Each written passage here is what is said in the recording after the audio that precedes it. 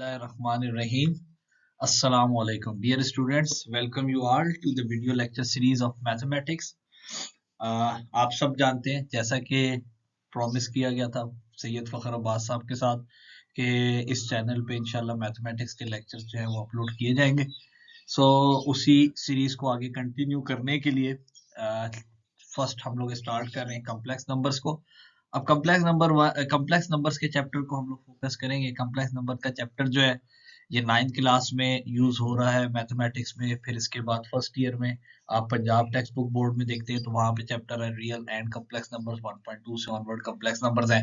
After that जो है हमारे पास जब केपीके टेक्स्ट बुक बोर्ड पे जाते हैं तो केपीके में हमारे पास फर्स्ट चैप्टर ही कॉम्प्लेक्स नंबर से रिलेटेड।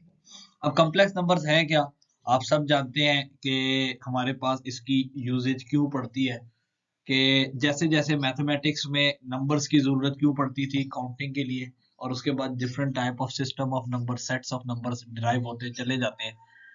उनकी बेसिक जो वजह थी, जो रीजन थी, उसकी रीजन ये थी कि हमारे पास डिफरेंट इक्वेशंस के जो सॉल्यूशंस आ रहे थे उन सॉल्यूशंस में उस टाइप के नंबर्स की मौजूदगी नजर आती थी। जैसे फॉर एग्जांपल अगर आपके पास नेचुरल नंबर से या होल नंबर से अगर इंटीजर्स डिराइव हुए या बने हैं तो उनकी वजह भी क्या थी कि एक ऐसी इक्वेशन आ गई जिसका सॉल्व करने के लिए हमें नेगेटिव वैल्यूज की जरूरत पड़ रही थी।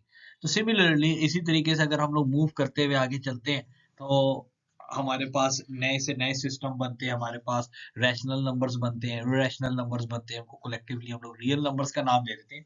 एंड आफ्टर दैट हमारे पास एक न्यू टाइप ऑफ नंबर्स बनते हैं that are known as complex numbers. वो कॉम्प्लेक्स नंबर्स की भी जरूरत क्यों पड़ी, हमारे पास एक इक्वेशन थी। फॉर एग्जांपल एक इक्वेशन सॉल्व करें which is X square plus 1 is equal to 0। अच्छा, अब जब इस इक्वेशन को सॉल्व करते हैं तो आप इस चीज को देखते हैं कि X square is equal to -1। इसका मतलब क्या है? इसका मतलब ये है कि लेफ्ट हैंड साइड पे एक्स है उसका स्क्वायर लिया जा रहा है and in the end on the right hand side we get its answer which is equal to -1। अब रियल नंबर्स में ना ये चीज पॉसिबल नहीं थी कि मैं एक नंबर का स्क्वायर लेता हूँ और उस नंबर का स्क्वायर लेने के बाद जो मुझे आंसर मिलता है विच इज नेगेटिव। यहाँ पे साइंटिस्ट इस बात को सोचने के लिए मजबूर हुए, मैथमेटिशियंस इस बात को सोचने के लिए मजबूर हुए कि there should be some number, कोई एक ऐसा नंबर होगा कि जिसका हम स्क्वायर लेते हैं और आंसर हमारे पास क्या आ जाता है, -1 आ जाता है। तो वहां पे एक इमेजिनरी नंबर इंट्रोड्यूस किया जाता है जिसको हम लोग डिनोट करते हैं आई से। हम डिनोट करते हैं आई से and that is named as iota, और आयोटा का जो स्क्वायर है दिस इज इक्वल टू -1।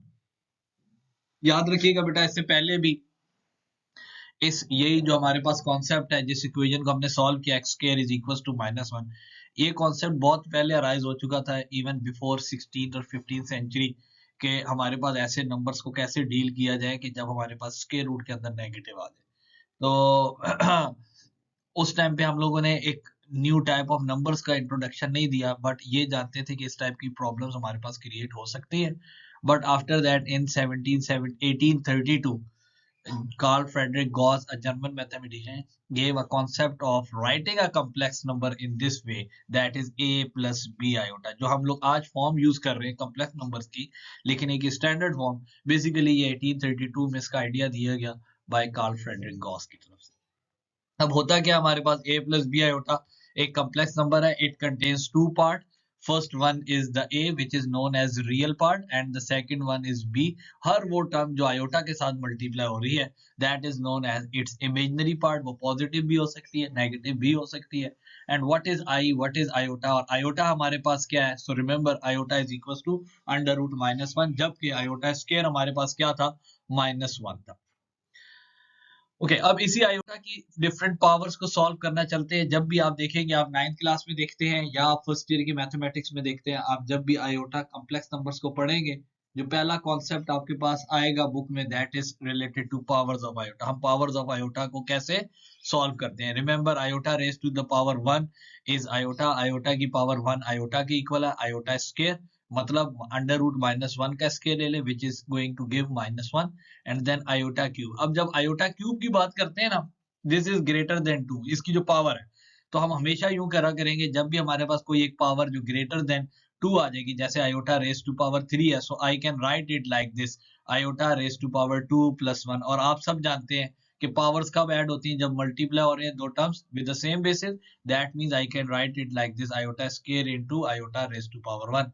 और आयोटा स्क्वायर आप सबको मालूम -1 के इक्वल है, और -1 जब आयोटा के साथ मल्टीप्लाई होगा तो हमारे पास जो आंसर बन जाएगा that is equals to iota, so sorry minus iota. So हमारे पास जो रिजल्ट बन गया which is equals to minus iota for iota raised to power 3 and iota raised to power 4, again power जो 4 थी ना वो greater than 2 थी, but it is an even number। even number का मतलब क्या, ये 2 के टेबल पे आती है, मल्टीपल ऑफ 2।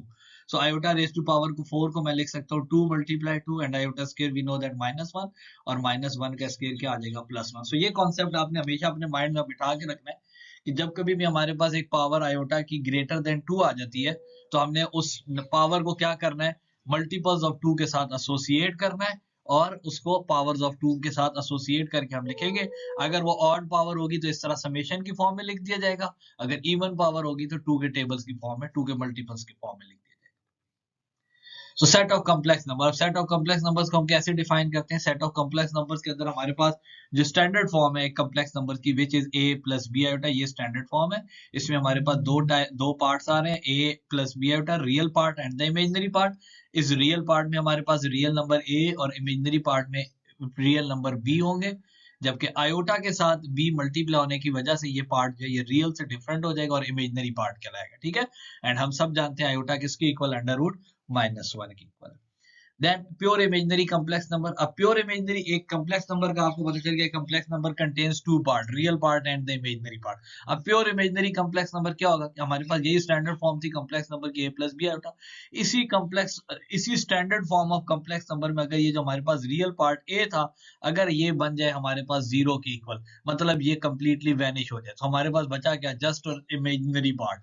सो हमारे पास ऐसा कॉम्प्लेक्स नंबर जिसका रियल पार्ट ही मौजूद ना हो, that type of complex number is known as pure imaginary complex number. फिर इसको कॉम्प्लेक्स नंबर को हमारे पास लिखने का एक और तरीका भी है, that is known as ordered pair notation. इसकी बहुत बड़ी रीजन जो है, जो जरूरत पड़ती है, वो हम लोग जिस टाइम रियल और कॉम्प्लेक्स प्लेन पे इनको ड्रॉ कर रहे होते हैं, इनके ग्राफ्स की फॉर्म में, आगे आप चल के देखेंगे पोलर फॉर्म और रेक्टेंगुलर फॉर्म के कंपैरिजन में, तब भी हम लोगों को इन्हीं ग्राफ्स की जरूरत पड़ती है, तो हम लोग ऑर्डर पेयर नोटेशन में भी लिखते हैं। अब ऑर्डर पेयर नोटेशन क्या है हमारे पास, कि मेरे पास अगर कोई भी एक complex number z is equal to a plus b iota, जो उसकी स्टैंडर्ड फॉर्म थी, मैं इस रियल पार्ट a को कॉमा से पहले लिख दूं एब्सिसा की प्लेस पे, और इमेजिनरी पार्ट b को, जो कि b आयोटा के साथ मल्टीप्लाई हो रहा है, इसको मैं कॉमा के बाद लिख दूं ऑर्डिनेट की प्लेस पे, then this is known as the ordered pair form of the complex number. और ये जो हमारे पास a है, this is known as real part of complex number z, and जो b है this is known as imaginary part of complex number z।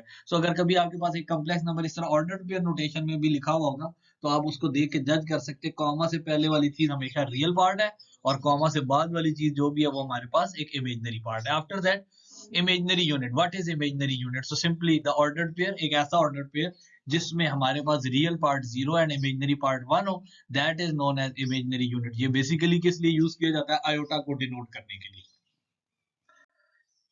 Okay, next equality of complex number, कब हम दो कॉम्प्लेक्स नंबर्स को आपस में equal कहेंगे, remember two complex number are said to be equal if and only if, अगर क्या हो कि उनके रियल और इमेजिनरी पार्ट्स आपस में सेम आ जाते हैं, then that type of complex numbers are known as equal complex number. ऐसे कॉम्प्लेक्स नंबर्स को हम क्या कहेंगे, ये दोनों आपस में क्या है, इक्वल है। For example a plus b iota equals to c plus d iota, अब दरमियान में इक्वालिटी है, it indicates that a is equals to c, a equal है c के, एंड b जो है वो इक्वल है d के, रियल पार्ट रियल के इक्वल है and imaginary part imaginary part के इक्वल है, ठीक है। और ये चीज भी याद रखिएगा, अगर आपको कभी ये गिवन है और आपको कोई के दो कॉम्प्लेक्स नंबर्स इक्वल हैं और कोई एक अननोन वैल्यू आपने फाइंड आउट करनी है, देन रिमेंबर अगर दो कॉम्प्लेक्स नंबर्स इक्वल हैं, then their real part should be equal and imaginary part also be equal.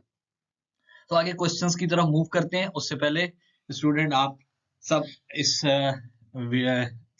Channel को सब्सक्राइब कर लें, वीडियो को लाजमी लाइक करिएगा, और कमेंट सेक्शन में लाजमी आपकी कोई भी कॉम्प्लेक्स नंबर से रिलेटेड प्रॉब्लम्स हैं वो लाजमी मेंशन करें। कोई चीज आपको नहीं क्लियर तो उस चीज से रिलेटेड डिस्कस किया जा सकता है।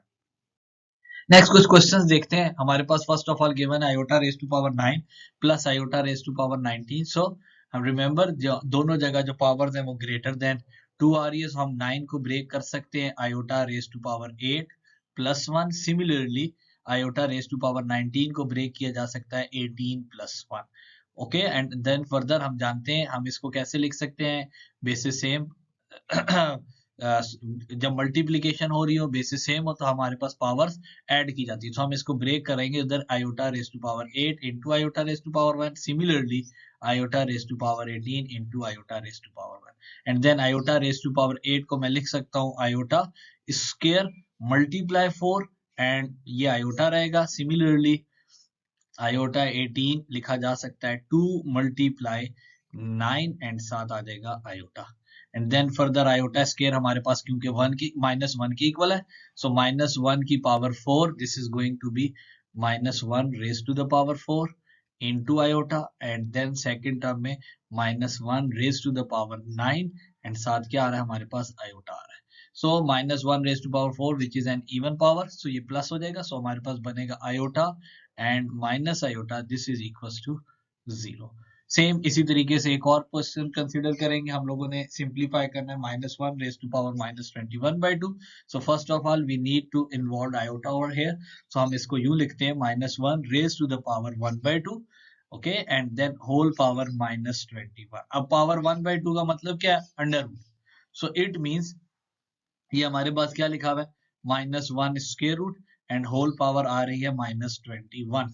ओके, नेगेटिव पावर है, मैं इसको डिनोमिनेटर में लेके जाऊंगा, ये पॉजिटिव हो जाएगी. अंडर रूट -1 का मतलब क्या है, iota. So this is iota raise to power 21. Again power 21 which is greater than 2, so इसको ब्रेक किया iota raise to power 20 into iota raise to power 1 में, जैसे हम लोगों ने प्रीवियस क्वेश्चन में सॉल्व किया था.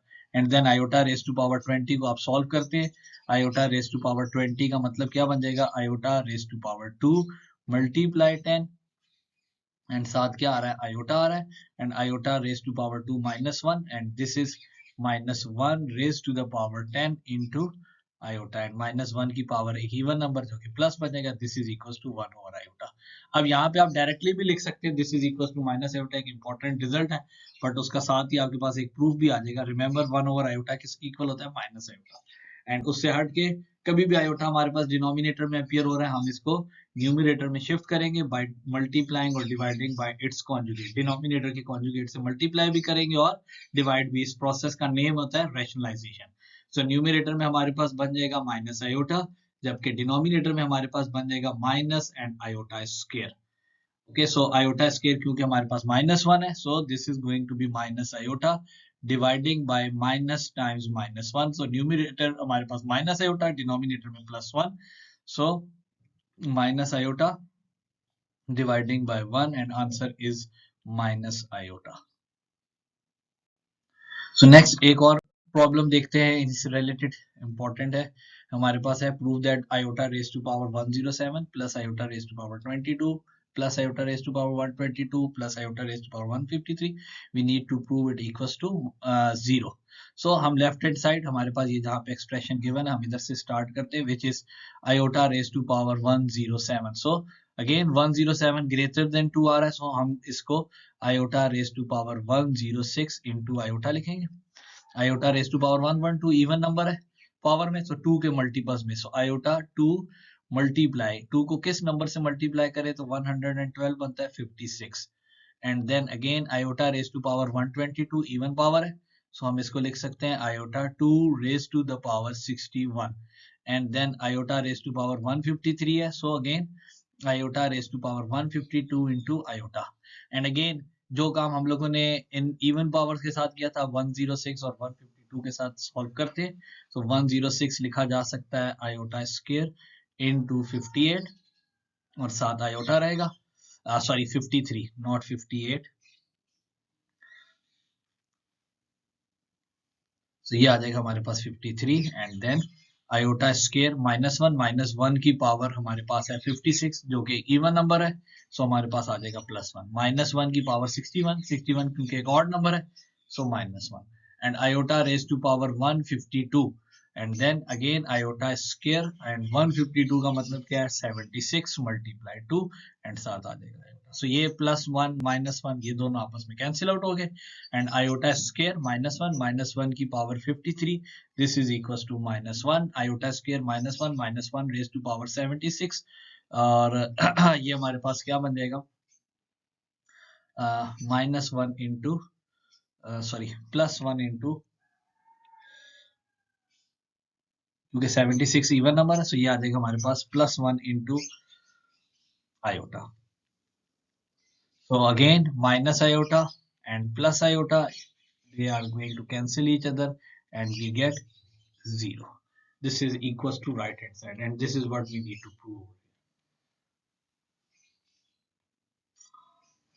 So again students, like और share करना ना भूलिएगा, और कोई भी अगर आपके माइंड में क्वेश्चन है सो लाजमी वो कमेंट सेक्शन में उसका कमेंट करें, इंशाल्लाह उन चीज़ों को लैदा से भी डिस्कस करें। अल्लाह हाफिज़ स्टूडेंट्स।